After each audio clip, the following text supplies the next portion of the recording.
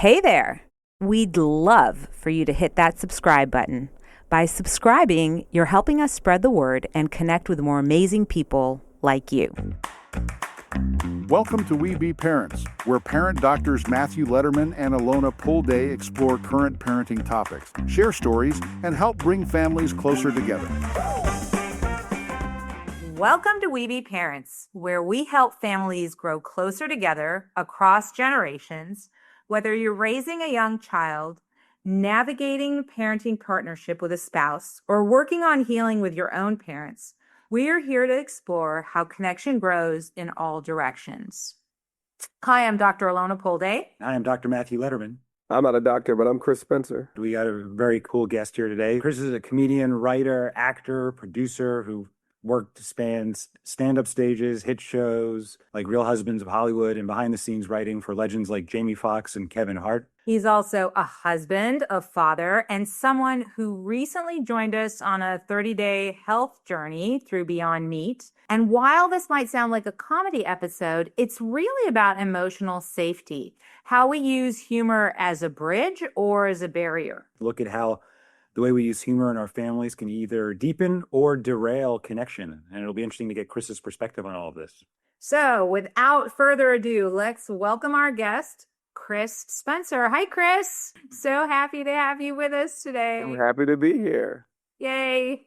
All right. So we are going to jump right in by bombarding you actually with some questions. You ready? Mm-hmm. All right. So as far as your role in maybe you tell us a little bit about your family dynamics. I'm the father of two. I'm married for 19 years. Woo-wee. That's like 27 And you years. still have a smile on your face. That's good news. No, that's like 27 years in Los Angeles, so that's pretty good. I have an 18-year-old daughter and a 20-year-old son. My son is a junior in college, and my daughter will be a freshman coming up in the fall, and we will be empty nesters. Wow. That must be bittersweet. Yes, I love my wife, but now I know when I'm gone for too long, I got to get back soon because there's nobody here to hang out with her. Yeah. The dog is cool, but he don't speak English. All right. The good news is your wife wants you back, though. Well, we'll see. It's just 20 days, we'll know. That's awesome.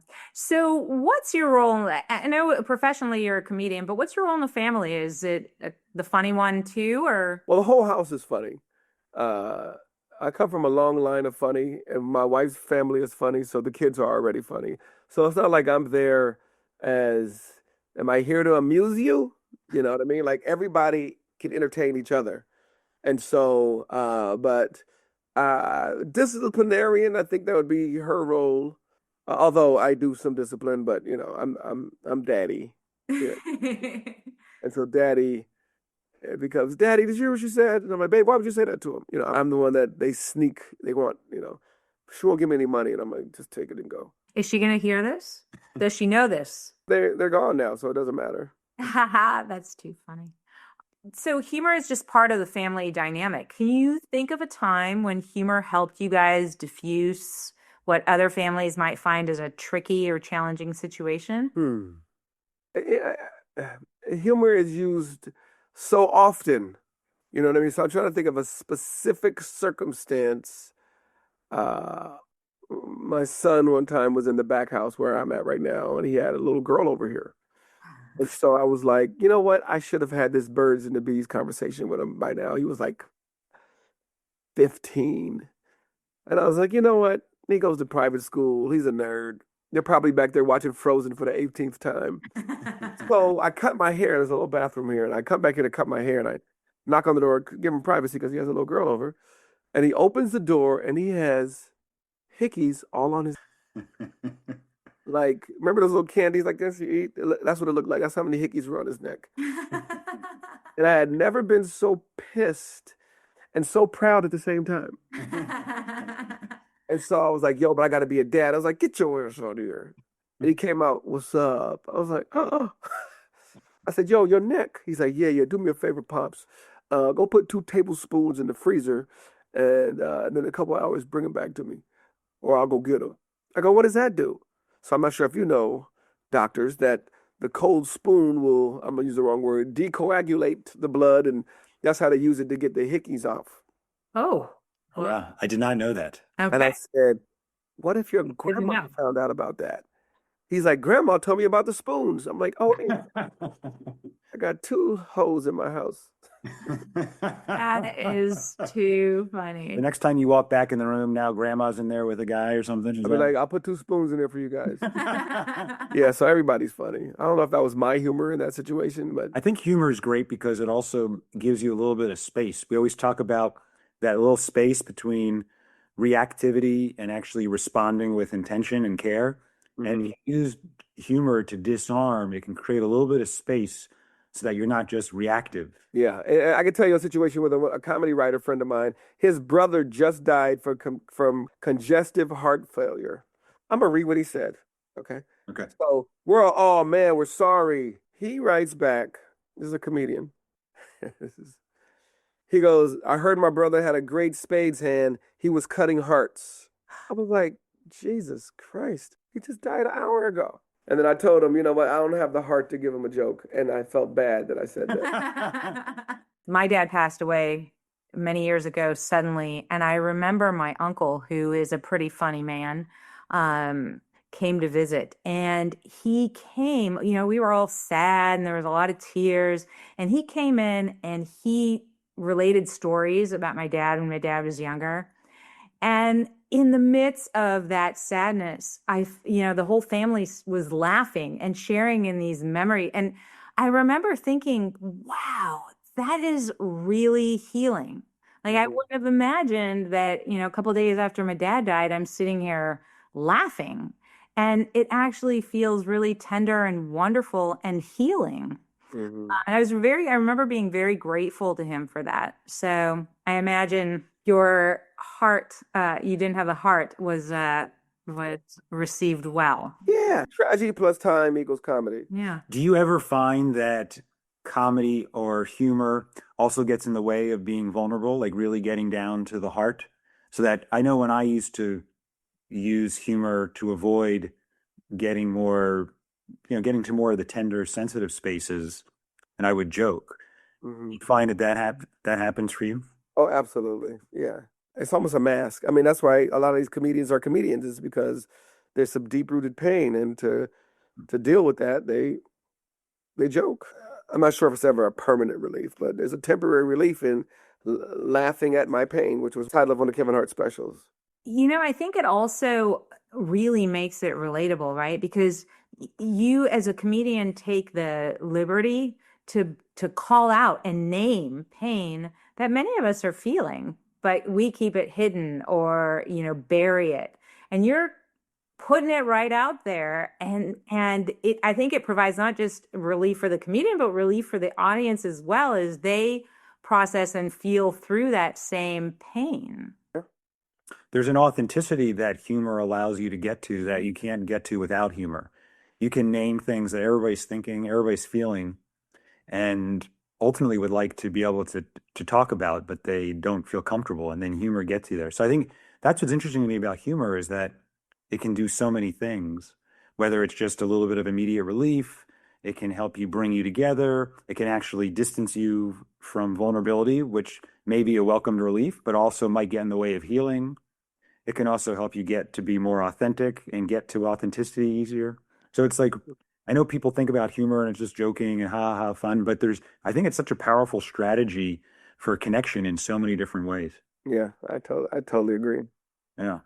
Does humor play a role in your relationship with your wife? Oh, yeah. Oh, yeah. We laugh all day long.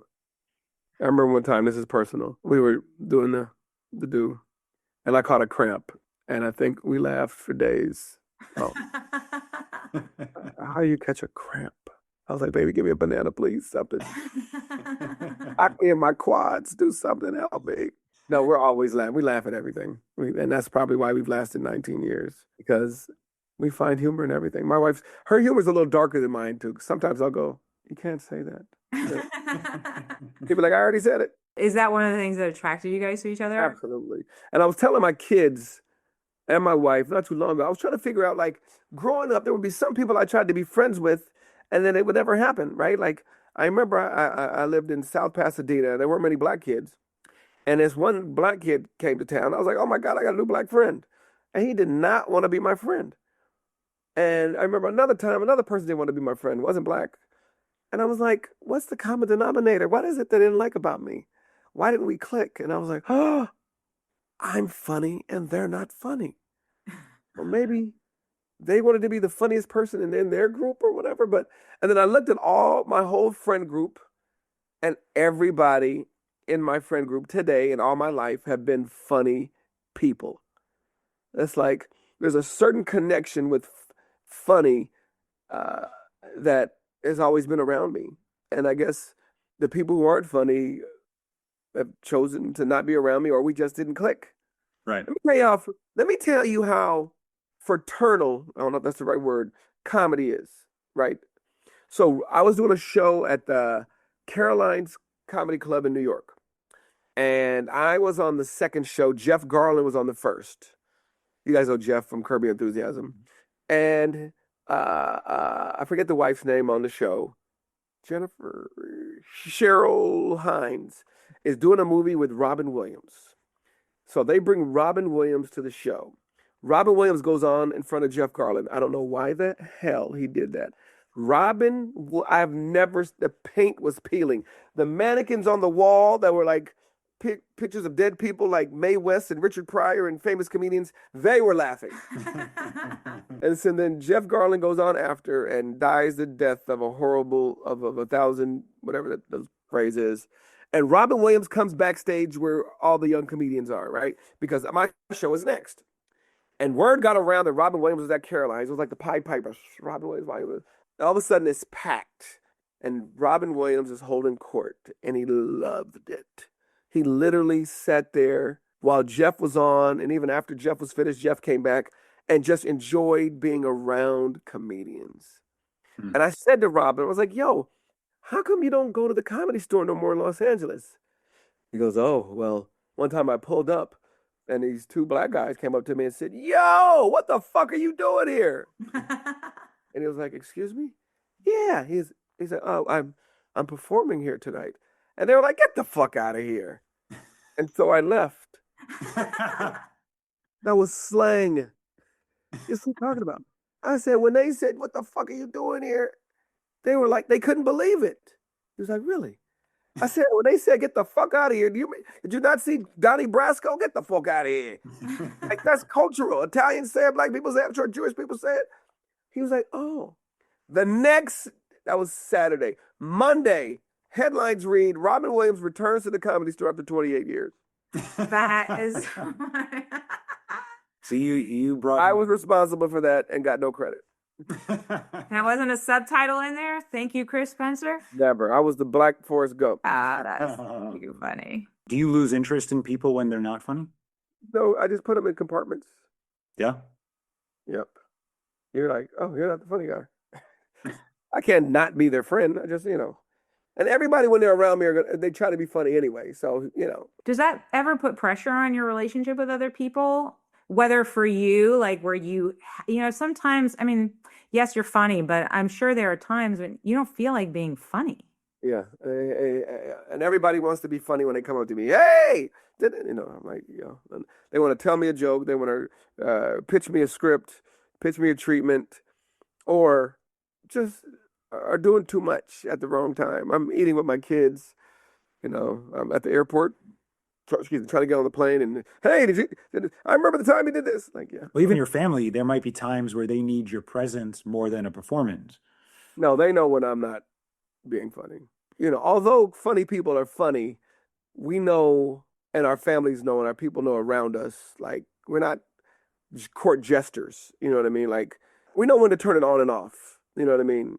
And they know when daddy's mad or daddy's being serious or when daddy's being humorous. Do they ever try and pass that off with a joke? Like when you're being serious, or serious is received as serious? Of course, they're going to try to, just like it's a defense mechanism. You know what I mean? So, if I'm reprimanding them, and then they might be like, what you say? And I'll be like, I'm raising clowns. You know what I mean? So they're going to try to get away with the same stuff I tried to get away with as a kid. But you know, there's no disrespect. So if you've been listening to us for a while, we get a lot of questions about what to do in tricky parenting or relationship moments. Yeah, and if I'm being real, I'm asking Alona those same questions all the time. I get into those same tricky moments as everybody else does. And as much as we wish we could be there for each other in those exact moments, we just can't always be. Yeah, that's why we partnered with the amazing team at Connectin to create something we truly believe in, an AI coach called Amari. And we didn't just lend our names, we helped build it and train it and brought in everything we've learned about emotional healing, connection, and communication. Yeah, we spent years training and learning, and we've created Amari who is so calm and grounded, listens deeply and responds with warmth, clarity, and compassion.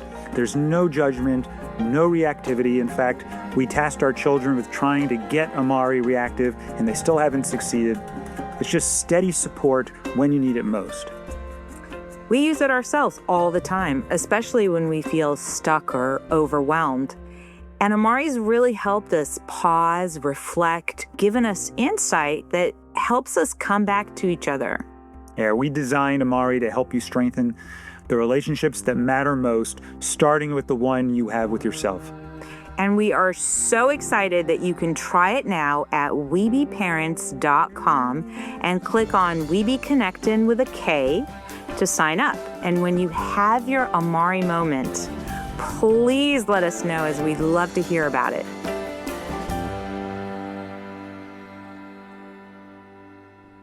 What was it like growing up for you, Chris? Were your parents funny? Did they encourage it, or was that... My mother's humorous. My dad is hysterical. Literally, my dad just told me a joke earlier today. He said he was on the bus when he was younger, and this older woman kept staring at him. And finally, he was like, he's Jamaican. He goes, "Excuse me, man, why do you keep staring at me?" She goes, "You remind me of my fourth husband." He's like, "Oh, well, how many times have you been married?" And she was like, 3.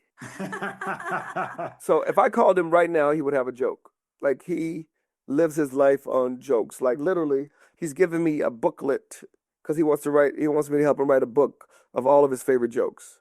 And I just haven't done it yet. Jokes my dad told me. I actually used to post that on Instagram, and it was very healing. And my dad was like, when I would be out with my dad, people would be like, "Yo," and I'm like, "Yeah, how you doing?" They go, "No, not you, your dad." That's awesome. How old's your dad? 86 in September. So right from what you early as you can remember, jokes, humor, that's a way for you to connect with your dad. Yeah. Literally, I'll call him right now. I got one for you. And then he'll call me. Did I ever matter of fact, a lot of his jokes I've heard 100 times, but he's so good. Like, I don't have to fake laugh. Like, literally, I'll give you another one. You want to hear another one of my dad's jokes? Yeah. He says, King Arthur was going off to battle. He goes, "Bring me Sir Galahad." He goes, "Sir Galahad, you're not coming this time. I need you to take this key.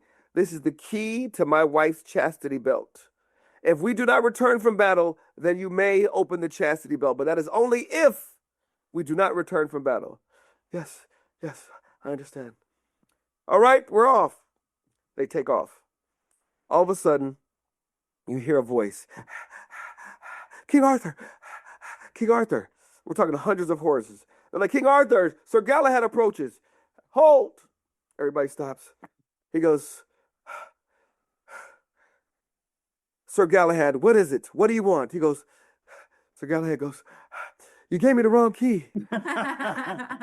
That's awesome. I love that your dad still shows up with humor.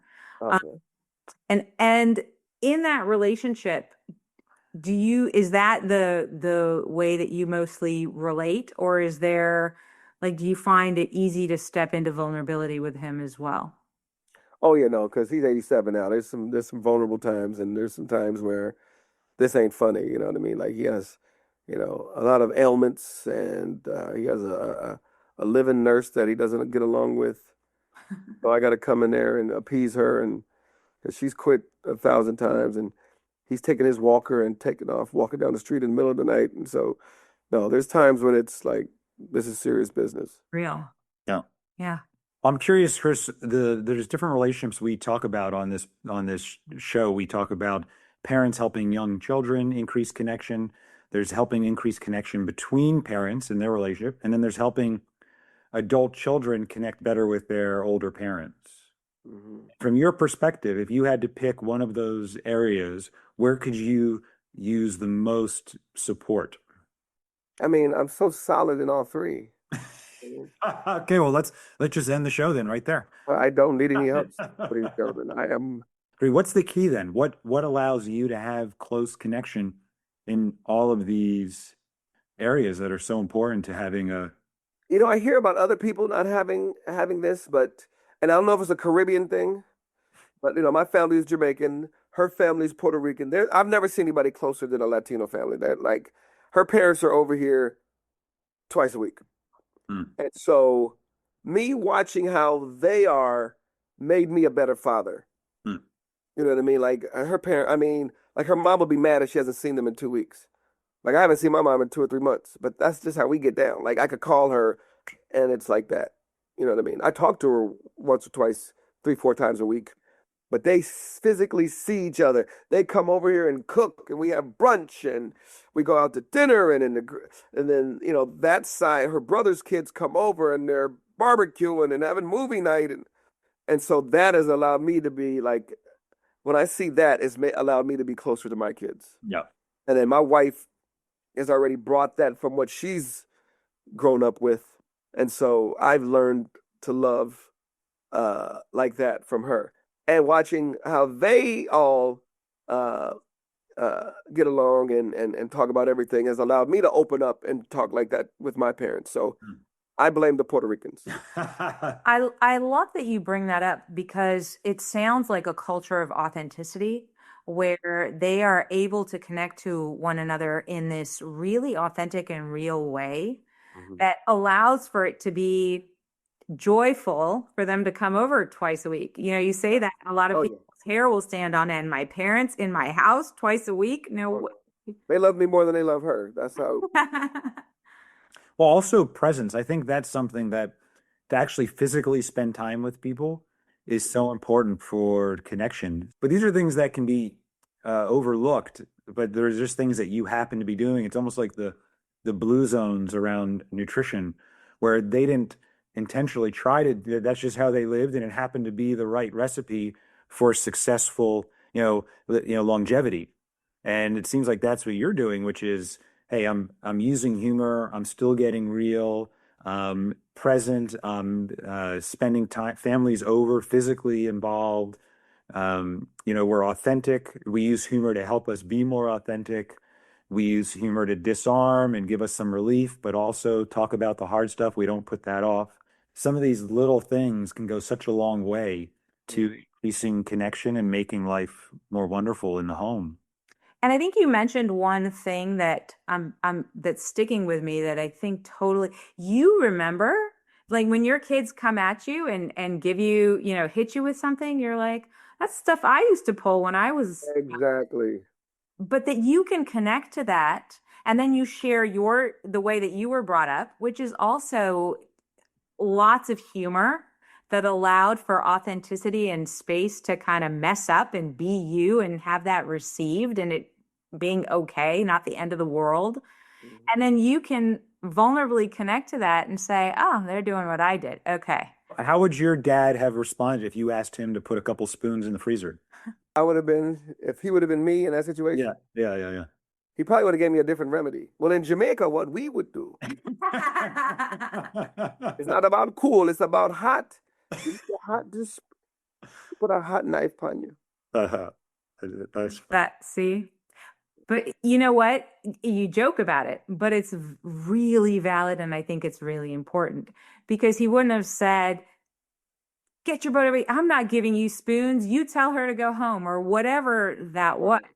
He'd lean in with you and he'd do that through potentially humor, but that connected you, that brought you guys together in a situation that could be really awkward or very painful in some families. But in that reaction, even though he's using a joke, he's basically communicating that your needs matter and my needs matter, which is the essence of how we recommend parenting. It's like a parent that comes in and says, I don't care about your needs. You're wrong. You're grounded. Get out of here. Send the girl home versus, hey, I'm a little bit uncomfortable or I'm not, this is a surprise, but hey, I get it. And let's care about your needs too. And I think that response builds not only trust, but helps the kids realize that their needs matter too. I really like that. And what I'm liking about talking to Chris is that it doesn't have to be, conventional nonviolent communication language. It's not about the words, it's about the intention behind the words.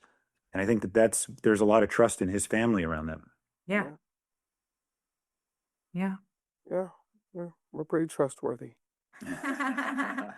And pretty trusting, it sounds like. So, Chris, if there was one thing that you said, hey, to have successful connection in your family, make sure you do this, what would that be? I mean, I guess the cliche or obvious thing is communication, but that's really it. You know what I mean? Like, there's so many times people are misunderstood or judged, and it was all miscommunication. You know what I mean? Like, you have to speak up, speak your mind, and be willing to deal with the consequences. But at least everybody's on the same page. You know what I mean? So I think that's important. You have to talk. This episode of We Be Parents is brought to you by We Be Calm, the child calmer designed by doctors and loved by parents. Struggling with bedtime routines or managing your child's anxiety? We Be Calm transforms deep breathing into a fun and engaging activity, helping kids find their inner calm. Perfect for bedtime stressful moments or anytime your child needs a little extra help to stay calm. Visit webecalm.com to learn more and bring tranquility to your family. We Be Calm, because we be in this together. So, Chris, what would you leave our audience with today? What one pearl? Again, the audience is listening around connection, how to enhance connection in these different arcs that we talked about. Although you can veer if there's Yeah, if there's something that is has nothing to do with connection, we'll understand. No, I think communication is the key, right? If your mama makes a casserole and it's always awful, I think it's time for you to tell her, Mom, we think you should stop cooking. Stop cooking the casserole. It might hurt her feelings, but at least you don't have to go to bed hungry anymore. You see your daughter dressing provocatively. I know there's parents today that they want to be their kids' friends. F that. Like, not that. Yeah, you could be saving her life. You know what I mean? By telling her that she shouldn't be dressed like that. Yeah. You know what I mean? Or saving her some disrespect at school. She thinks she's doing it to get respect, but it's possible that she's gaining disrespect. Yeah. There might be one group going, hey, oh, she look at her, hey. And there's another group going, talking behind her back. How do you really feel about yourself? Especially with this social media today, like, the way these kids and people are, you want to be like the Kardashians. You want to be like, whoever the hot singer rapper, the Cardi B's. You want to have your ass out and your boobs out. And you think that's, you see the attention and the views and the plays that they're getting. And you're like, I want that. And it's just artificial. And so do you use humor to communicate that? So if a daughter came down, without, how would you say that? Where you would, hey, are you intending for your underwear to be showing there? Or? Yeah, like, are your ass cheeks cold? Because you're making me sneeze because I can see your booty. I would figure out. So luckily, I don't have that kind of kid, but I've seen people's kids, and I'm like, you ain't gonna say nothing. Well, I think that's the one thing you're leaving me with today, Chris, is to encourage us to find the humor in a situation. I think it really lends itself to more authenticity, and to that authenticity being received without shaming somebody else. Yeah, and it might hurt. It's tough, and you put the fork in that. That's funny, and somebody's going to start laughing with you, not feeling laughed at. My jokes are usually you can laugh at yourself. Yeah. I'm not trying to be funny to hurt you. Well, Chris, we really appreciate you spending time. Absolutely. This was great, and I love the reminder of how easy connection can be. You don't have to complicate it. And humor as such a powerful strategy to meet so many needs, from authenticity to connection and building trust. I mean, there's just so many things it can do. And I never thought about it that way before. All right. Well, thank you everybody for listening. Please rate, review, and subscribe to this podcast. It really helps other families find us and grow. Share your moments or questions with us at parents@webetogether.com. And then definitely join us next week for another emotionally rich topic. Yeah, we'd love to hear from you. Thanks for listening. Bye. Bye.